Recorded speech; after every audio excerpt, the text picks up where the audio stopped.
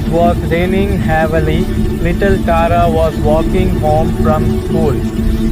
Everyone was rushing by. Nobody stopped.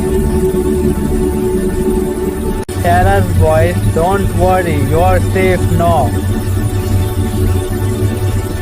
She placed a small piece of bread near the puppy. She began to eat. When the rain stopped, sunlight broke through the clouds. Kindness may be small, but it can light someone's whole world.